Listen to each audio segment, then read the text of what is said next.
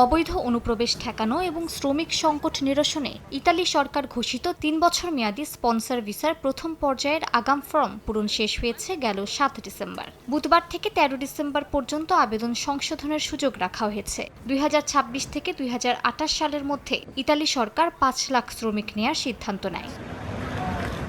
২০২৬ সালে ১,৬৪,৮৫০ জন শ্রমিকের জন্য আগাম ফরম পূরণ সম্পন্ন হয়েছে। ইমিগ্রেশন নিয়ে কাজ করা প্রবাসী বাংলাদেশিরা বলছেন, নানা কারণে এবার কোটার চেয়ে আবেদন অনেক কম জমা পড়েছে। এতে করে বাংলাদেশিদের ভাগ্য সুপ্রসন্ন হতে পারে বলে ধারণা করা হচ্ছে। ২০২৬-এর যে ফ্লুসে আমরা আবেদন করেছি, এই ফ্লুসের মধ্যে আপনার যে কোটা অনুযায়ী আমাদের স্পন্সর যাই আবেদনকারীরা এবার খুবই কম পড়েছে। এই কারণে আমাদের যারা স্পন্সর আবেদন যারা করেছেন তাদের পসিবিলিটি অনেক বেশি। আমাদের বাংলা কমিউনিটির আমরা অনেকেই খুশি এই কারণেই যে আমরা সঠিকভাবে জমা দিতে পেরেছি এবং জমা দেওয়ার কারণে আমাদের এবারে নুলাস্তা ওঠা এবং বিশেষ করে ভিসা প্রক্রিয়াটা হয়তো সহজ হবে।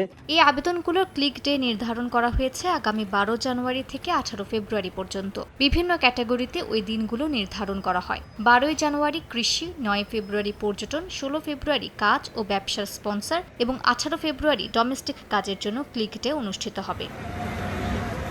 এদিকে ইমিগ্রেশন বিশেষজ্ঞরা বলছেন, যাচাই বাছাইয়ের এখনও অনেক আবেদন বাতিল হচ্ছে। সেই ক্ষেত্রে আগামী ক্লিক ডের আগে বহু আবেদনকারীর আবেদন বাতিল হতে পারে।